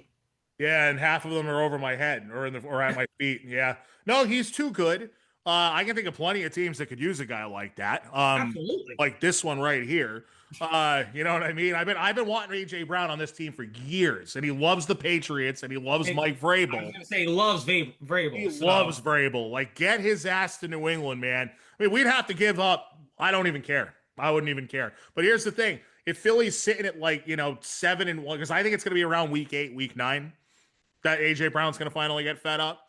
So another 4 weeks seems like a long time, but he's been a good soldier. They did win a championship, right? well, I Um, think I read they've won 18 straight games. So they've won 18 straight games going yeah. from last year. And he's not happy, but it's like again, when you come to him next year, because this is what all NFL teams do, they're gonna say, hey, we need to restructure your contract. You're not really playing up to $30 million a year. How does he argue that? He's not going to be able to, which is why he's going to want out. And it may happen. I don't know. I don't know if they would entertain that, but it's like if the quarterback can't throw the ball anyway. I mean, I don't know if they want to. They won a Super Bowl on Yeah, defense he and defense and played tush great in push. the Super Bowl. No, he, Played he great. did. He balled out in both of the Super Bowls he played in. That's what I don't get. When it's on, when the chips are down, that kid's money. But like he plays some of the crappiest games you'll see. It's nuts. Oh boy. Philly's facing Denver next week, Josh. A That should be 1 o'clock great. a 1 o'clock start. I like that. I like that game quite a bit. I hope that that's the game that Fox is showing at 1 o'clock. And Tampa Bay will go to Seattle to face the 3-1 Seahawks, and that's at Another good 4:05. Another good game, correct? Yes. Red Zone will be dialed up on Sunday. That's all I got to say about that. game. Next, we have one more game in the 4 o'clock window, and I know you know which one it is. It is the Kansas City Chiefs hosting the Baltimore Ravens. We've talked about already how the Ravens are historically bad defensively right now. I mean, literally like one of the worst all time through the first 3 weeks. It continued in week 4. We start Ravens jumping out to a 7-0 lead 5 minutes into the game, and then all Kansas City after that. Kansas City scores 7 touchdowns. Or no, I'm sorry. They score on 7 of their first 8 possessions, 3 field goals and 4 touchdowns. Lamar Jackson also gets hurt and had to leave this game. He may be out multiple weeks. Yeah, hamstring for a quarterback like that. That is not. Yeah, That's not good. that's a multiple week injury for Lamar, most likely. That's a guy that uses his feet in his legs to his advantage. It's a weapon for Lamar. We all know that. So Cooper Rush came in and threw 13 passes to end this game. He completed 9 of them for 52 yards. Baltimore's defense has allowed 133 points in 4 games, Josh. That is one more than the Dallas Cowboys have. And their offense has scored 131. So you have Wow. the worst scoring defense and the third best offense, and that apparently equals a 1-3 start because they lose 37-20. The Chiefs put up 37 points on this defense. That is not good. Okay. Well, would you jump in at any point here? But Lamar Jackson goes 14 out of 20 for 147, a touchdown and a pick. He had 48 yards on the ground and lost a fumble. Derrick Henry just 42 yards on 8 carries. A 71-yard garbage time touchdown for Justice Hill. Zay Flowers 7 for 74. Mark Andrews 7 for 30. Patrick Mahomes throws 4 touchdowns in this game. 4 of them. Having Xavier Worthy back was huge. Yes, absolutely. He was targeted, I believe, 7 times or 8 times. He hauled in 5 catches for 83 yards. He also ran it twice for 38. You could tell it made a difference for their offense because other than that, it's a bunch of aging receivers and talentless running backs, Josh. Because here are the touchdown recipients from Mahomes. Hollywood Brown, Juju Smith-Schuster, Tyquan Thornton. Maybe he's not a bum, Pats fans. Sorry. And Isaiah Pacheco with a receiving touchdown. Hunt and Pacheco combined for 20 carries and just 69 nice yards. Anything you want to add? You want to pile on Baltimore here? You want to give praise to the Chiefs? This is a significant game, even though both teams Definitely not going to praise the Chiefs. That's fine. That's fair. You don't have to. But I will say, like we were just saying, how bad Baltimore's defense is. And now you're 1-3. You're going. You're at the basement of your division when really people were picking you to win it.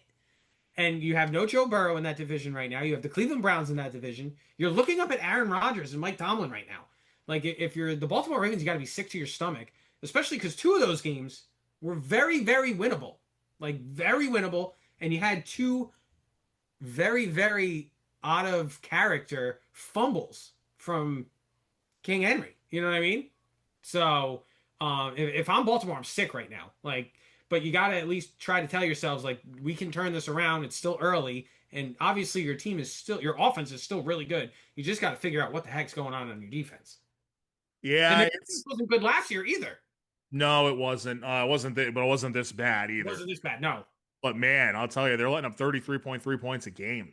So that's bad. that's a lot of points. That is a lot of points. Yeah, it's really hard for an offense to overcome that, even in today's NFL, to be honest with you. Um, yeah, Chiefs are. Think about it. That's 5 touchdowns you have to score. Yep. Yeah. Like that's ugh.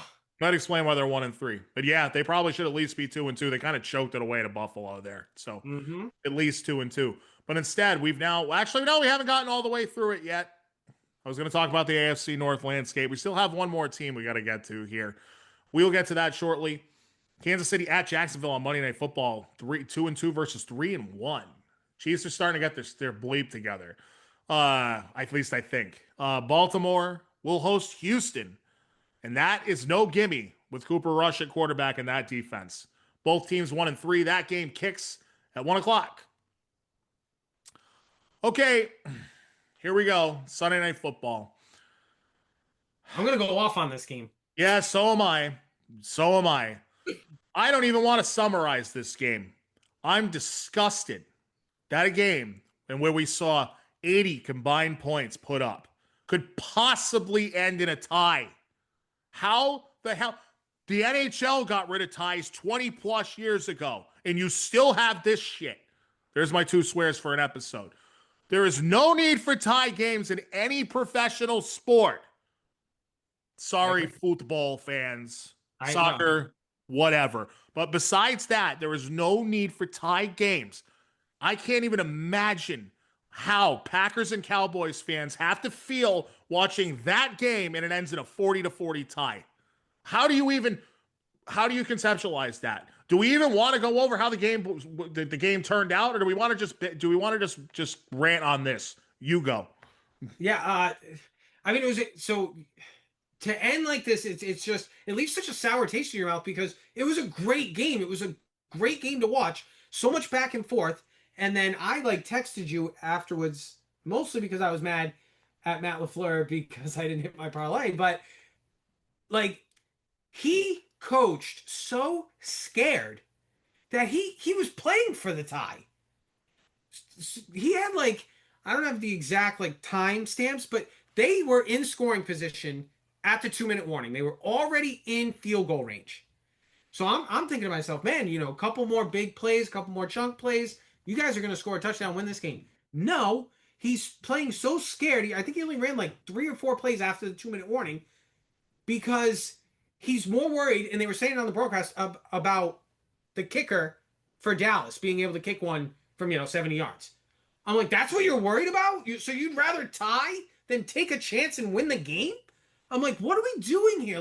Since when is that what football is? That we're playing that scared that we're not even gonna go for a win. We're gonna play for the tie.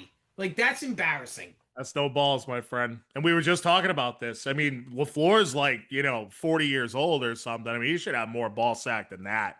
I'm sorry. Yeah, I know. I guess what he did to Tampa Bay a couple years ago in the NFC Championship. He kicks a field goal instead of letting Aaron Rodgers go for it on 4th down. Instead, you're going to give the ball back to arguably the greatest player of all time, and you're going to let him win the game. What the hell is wrong with you? You haven't learned anything? No, apparently not. No.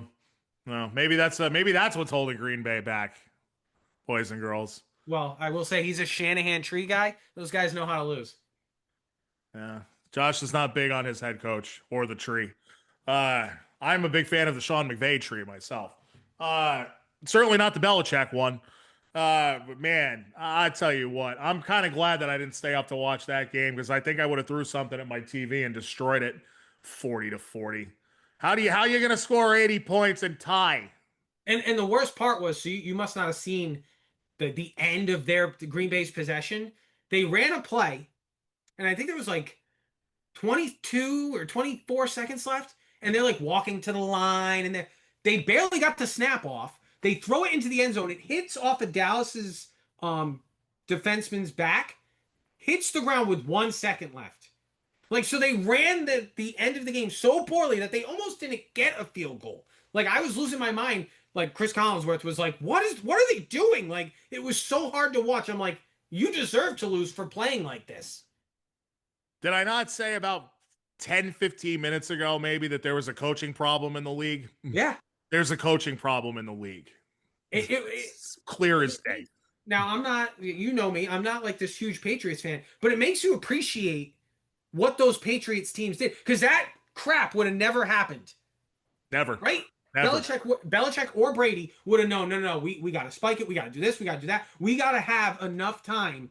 And you hear Brady say it all the time, like on his broadcasts, how he was always thinking, okay, I got to save my timeouts for this, or I got to make sure that I have enough time to get back to the line. Like, players don't think like that anymore. Jordan Love had like no clue what was going on. Like, I don't even think he realized when he threw it into the end zone that you might run out of time. If it didn't hit the Dallas player's back, that ball might have bounced up in the air and you would have had no time. Instead, it bounced off his back, hit the ground, boom, the clock stops. Like, I was losing my mind watching it. I'm like, this is terrible, terrible coaching and terrible football. What a joke. Yeah, it was like, and at the end, like, he kicks the field goal, and you're almost left like empty. You're like, what did I just watch for no? It's like watching a movie and having no ending, right? Like, you just watched a movie for 3 hours, and you're like, oh man, this ending is gonna be great, and then you're like, what just happened? Like, the movie didn't end at all. It's just now I gotta wait to see the end. Like, but we don't even get to see an end in football. It's just like, no, it's over. Go home. Kiss your sister and go home. It's like watching 8 seasons of Dexter, and then at the end he just drives his boat into a hurricane. Oh. And then they bring back a spinoff later on, and they screw that up too. So then they bring back another spinoff, and they're gonna probably screw that up too. That's just a side note. Both quarterbacks. We're just comparing it to pop culture. We're trying to get everybody here. We're trying to get everybody involved. I know that probably won't work. That's okay. Both quarterbacks played great statistically. Both of them completed 31 passes. Both of them threw for over 300 yards. Both of them threw for 3 touchdowns, and Prescott ran for a 4th. Okay. I will say Dak played very well. Dak was 31 out of 40 for 319. Yes, that's very good line. Strong line. Especially when he doesn't have his best receiver. But all George Pickens did, thank goodness for the Cowboys that they went and got George Pickens. 8 catches for 134 yards and 2 scores with an elite. See, this is what George Pickens was capable of. Put him with a competent quarterback. And Dak's an above average quarterback for sure. I like to poop on the Cowboys like everybody else, but Dak's not a bad quarterback. Mm-hmm. And all of a sudden, Pickens is becoming that next stud receiver. Romeo Dubes for the Packers caught all 3 Jordan Love touchdown passes. He had 6 catches for 58. Josh Jacobs ran into, I'm not sure what didn't cash on your parlay, Josh, but 22 carries for 86 yards and 2 touchdowns. And I know you sent it to me again. I forgot detail. I needed 80 yards. I needed 70 yards from Dobbs. You needed what? 70 yards. 70. Ooh. Why'd you bet that? They were at, well, it increased the odds. Like, I took, because who else? I understand how betting works. Yes. Well, no. I'm saying, like, I like 70 was an alt line. I took an alt. I know. Because his actual line was probably like 48 and a half or something. Yeah, it was like 45 or something like that. But I just figured, who else is he going to throw to besides Tucker Kraft? It's a good point. He still managed to put up 337. Man. Well, get right. So we've got Green Bay at 2-1-1 heading into their bye week. And Dallas at 1-2-1. That's going to piss me off for the rest of the season, having to say the and 1. Dallas is at the Jets at 1 o'clock. That is a get right game. It is. There's probably going to be a lot of points scored in that game too. Watch, the Jets will put up 30 again. Green Bay goes to the bye week. Okay, just 2 more left, ladies and gentlemen. I've got it in my notes. It's the Monday night diarrhea doubleheader. Monday night diarrhea doubleheader. We have the Cincinnati Bengals at the second game. The second game was gross.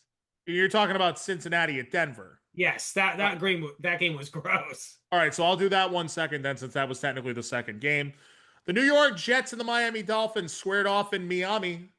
Both teams 0-3 coming into the game. I believe that this was a must-win game if Mike McDaniel was going to keep his job. I mean, he's not going to keep it, but I mean, for the moment. Well, now Tyreek Hill's out for the rest of the year, so I wonder if that bails him out. I don't know. I don't know. All I'm saying is I don't know. I don't know. But the big news here is the Tyreek Hill injury, dislocated knee and multiple ligaments torn in that knee, including an ACL. For whatever reason, he was jovial as he was being carted off the field. He looked happy. Do you think it's because he's not doesn't have to play with Tua anymore? No, and so that's what a lot of people were saying.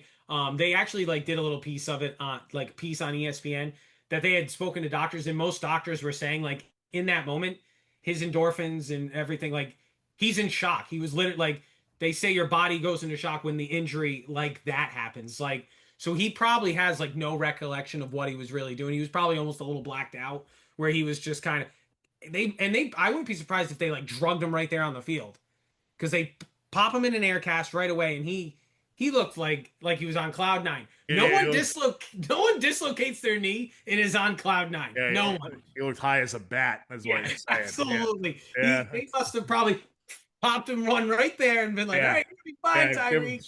shoot him with an Ativan real quick. Now he's really knocked out. Yeah, that's a good point because I've never seen a guy that happy on a cart before. Yeah, no, absolutely. Most guys are like, they're crying, they're They're holding it. crying, man. He was like, He's like, he was flying high. He was yeah, flying high. just typical bizarre Tyreek Hill behavior. By the way, couldn't have happened to a nicer guy. No, Definitely couldn't have happened to a I better. wonder if that was the leg he kicked his girlfriend with. Probably. But man. This one never looked like it was in doubt for Miami as they led 24-10 through three quarters. I had to get that back on track. Nick Folk, 50-yard field goal, makes it 24-13 early in the fourth. Miami kicks field goal. Jets get a 23-yard touchdown pass from Fields to Garrett Wilson to pull within 27-21. Two-pointer was good. 1:49 to go. Onside kick fails. Dolphins essentially run out the clock. That's all I got for this game. I was toast by Monday night. I just had it.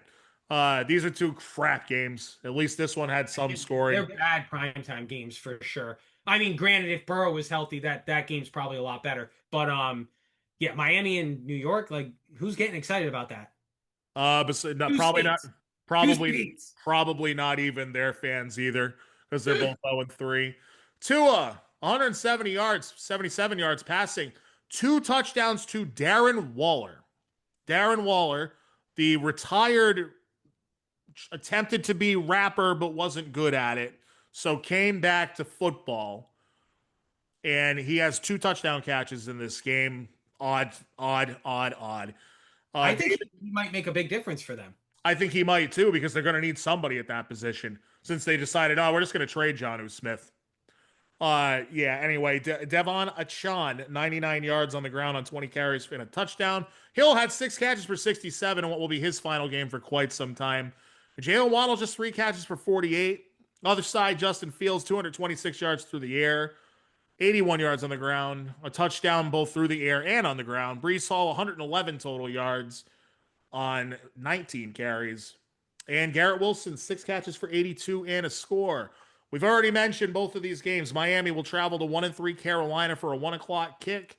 And the Jets will host the Dallas Cowboys, who are 1-2-1 at 1 o'clock. All right, last one. Don't have to talk too much about it because it was a blowout. Very one-sided. Cincinnati is, listen, the only real point that I made in my notes here, this shows you how good Joe Burrow is. Because seriously, that team blows. They suck. They are bad. Without him. Bad. They're bad. They opened scoring with a field goal with 9:08 left in the first. They did not score another point the rest of the night. Check out the total yards, kids. Denver, 512. Cincinnati, 159. Damn. That is, I feel bad for Bengals fans. You feel bad for them anyway, but man, that is gross. Here's what Jake Browning's done since he replaced Joe Burrow. 503 passing yards, 3 touchdowns, and 5 interceptions since replacing Burrow early in week 2. And he didn't even turn the ball over in this game, Josh. They just punted it 8 times. Yeah, well, Chase had what, 20 yards? Oh, yeah. I mean, I didn't even put any stat lines, but like no receiver had over like 29 yards or something. Yeah, and I think he's only gotten over 50 yards once this entire year, and it was the game against Jacksonville where just exploded. But like other than that, I don't think he's had more than 50 in any game. No, he hasn't. You're taking the arguably the best receiver in the NFL and you're just wasting it because you don't want to you got to make a move. You get Russell Wilson, Kirk. I mean, there are guys out there. Sure. If you and again, this division, I don't think the Steelers are that strong. Like you should feel like, hey, we could still make a play at this. Sure could. But man, I tell you, they need something to change, and they need something to change in a hurry. This kid ain't it. I was definitely wrong after the week 2 show, which we probably knew I would be. Anyway, Denver played really well though. Knicks 29 out of 42, 326, 2 touchdowns and a pick. J.K. Dobbins 16 for 101. R.J. Harvey getting into the action finally. 14 carries for 58 for him. And also 4 catches for 40 and a score through the air. Marvin Mims, 16-yard touchdown run and 6 catches for 69 nice yards for him as well. I got to say it 3 times in one episode. Cortland Sutton, 5 catches for 81 and a score. Troy Franklin, 4 catches for 55. Denver is at Philadelphia in a 1 o'clock game. That should be a good one. I think it will be a very good one. We're going to talk about that game in a minute here. Are they in? You said they're in Philadelphia? In Philadelphia. I wish that it was in Denver. I know that would be dope. Cincinnati will host the Detroit Lions, so it's not getting any easier for them. Detroit is 3-1. That's a 1 o'clock kick as well. Josh, Thursday night football. We got to kind of move it along here. We are real long, but you think it could be a bludgeoning tonight, possibly? It definitely could. And anyone listening, take Puka's over in receptions or yards, whichever one you want.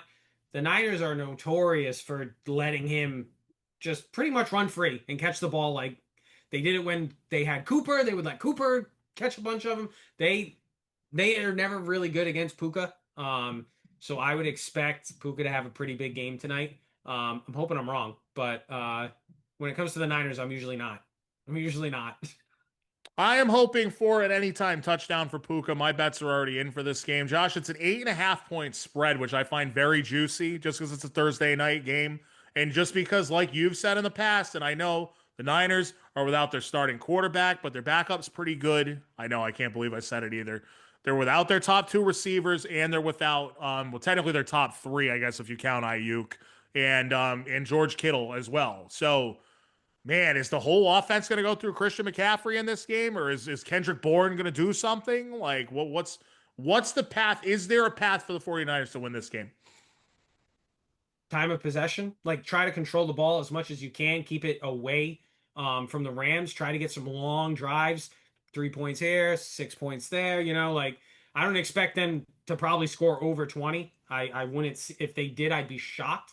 But I think the play is I'd love them to run through Christian McCaffrey, but they can't run block right now. Trent Williams, who you and I would probably agree, maybe one of the best left tackles of all time, if not the best, is having the worst year of his career. His PFF grade is 79. It's never been under 87, I think, with the 49ers in the last 5 years. He's at 79 right now. He's not playing very well, and that's a guy you expect to be the anchor of that offensive line. They look like crap right now. So I don't know, especially because the front 4, Jared Verse up there, like they're pretty good up front. Their secondary is not very good. I think I told you off air. They're 25th. Their secondary is 25th in the NFL. So there are passing opportunities there, but who the heck are you going to throw the ball to? DeMarcus Robinson, Kendrick Bourne, Marquez, Valdez-Scantling. Yeah, exactly. MVS. He's good for a deep ball. Right? Like, so I don't know. You got to try to do what you can to make long, sustained drives, put points on the board here and there, and then just try to make the Rams work for everything. Don't give them any big plays. Make them 4 yards, 5 yards. Like, make them walk down the field every time they get the ball. Don't let up anything big. Yeah, it sounds like he's not optimistic tonight, folks. But it is an 8.5. It is an 8.5-point spread. I'll give you my pick from this one. He gave you what you need to know from the 49ers side. They, ultimately for them, it's going to come down to how if they can slow down the Rams offense. To me, they're going to need to do that significantly if they're going to win this game, and then also keep the score low because going to be hard to come by points. The Rams are very good up front, defensively. I still am taking the 49ers plus 8.5. Yeah, I will say I think plus 8.5 is a lot. I'm gonna go under 44 points, which is the over under. And a Puka Nakua anytime touchdown is in play. So take a shot on that. That's what I'm doing anyway. By the time people see this, they probably won't even be able to bet it. So let's talk about some other games that you can still bet on by the time you see this. We have got a 4-game pick 'em. I'll give them to you. You tell me what you think. We, of course, are going to start here on the Terranadome, New England-based show. New England Patriots at Buffalo Bills on Sunday Night Football. The Pats are 8-point dogs. 8-point dogs on Sunday Night Football. You first. Oh yeah, I'm taking the Bills. Are you taking a -8? No. Okay, Division. well, I don't like division games with that high of a spread. I really don't. Division games are always tough, whether it's in Buffalo or not. I think this is probably maybe 6 points, 7 points at most, like a touchdown. Like I wouldn't go over a touchdown. If you yeah. could tease it, I would say tease it. But other than that, no, I'd say no, you can't go over 7. So I'd say Pats. Yeah, Pats plus 8. Pats money line. Book it, baby. Stop it. No. Buffalo's going down. No. That's right. That's right. That's right. Respect the flying Elvis. Buffalo's going down. At least that's what I want to have happen. Yeah, all right. But I'm taking the plus 8 for sure. Denver at Philly. Denver is a 3.5-point dog at Philly. You know, I'm gonna go with Denver money line. Denver money line. I like Denver money line too. I think this is the week for Philly. Denver is better than that 2-2 record for And that sure. Denver defense is pretty good. It is. That's gonna be a low scoring game over there in Philly. I think I'm gonna hammer the under on that game too. Whatever it is, I'm hammering it. Tampa is a 3.5-point dog at Seattle. I like Tampa. And I'd probably say money line again. I would too. Their run defense is really good, and I think they're going to be able to get to Sam Darnold. They get pressure. So I would say take Tampa money line because I don't think Seattle really likes to run the ball. McDonald likes to establish the running game. I don't think they're going to be able to do it. So I would say take the money line. Take the money line, he says. I am with him on that one. So we're in agreement on at least the spreads on all three and the money lines. Not the money lines, but that's okay so far. I'm serious about that pick. I'm take committed now. All right. Houston is a 2-point favorite at Baltimore. Really? It is, yes. 2-point favorite. Man. I like it. I can't see ball. I don't think Houston's very good. I don't. But Baltimore's historically bad defensively. Supposedly, CJ Stroud is now comfortable in the new offense. Oh yeah, one game against a really bad against the Titans. Yeah, I understand. I mean, are they going to be able to stop Derrick Henry? I don't care about Cooper Rush. Are you going to stop Derrick Henry? I mean, Derrick Henry's been stopped 3 weeks in a row. Yeah, well, Cleveland's a very good defense. They are. Right? Who's against Cleveland? And Kansas City's also a very good defense. I don't. Oh, man, that is tough. That is a tough game. But they're so historically bad. I know I'm going to say it and then they'll win, but I guess you got to take Houston because Baltimore really is historically bad. Yeah, Houston -2 is a pretty smashable play for me too. I think they win that game by 4 to 7 points. Folks, it's the Terranadome. This is a long one. Thank you for hanging out with us each and every week. Josh, I appreciate you being on the show once again, my friend. I gotta get you back to your wife and kids now. And I just wanted to say, everybody out there, tell somebody you love them today. Tell somebody you love them today because tomorrow is not promised. And that's the truth. And I intend to see you back here next Wednesday, and it'll be a solo show, rapid fire rundown session. And I'm gonna keep my fingers crossed that we're gonna be talking about the Red Sox again next week and not doing a post-mortem. So stay tuned for that one, guys. Like and subscribe on YouTube. Tell your friends, share with your friends and your loved ones, all that good stuff. Even your enemies. Share with your enemies too. Yeah, especially if you know somebody that doesn't like me personally, please share it with them as well. I try to respond to the comments when I can, folks. There's really no excuse for me not to. We'll be back next week on the Terranadome. Be good. Peace. Say his name and he appears. I believe in Joe Hendry. I believe in Joe Hendry. Cause they love him in London and Paris and Tokyo, America, Scotland and Canada and Mexico. They say I believe in Joe Hendry. I believe in Joe Hendry.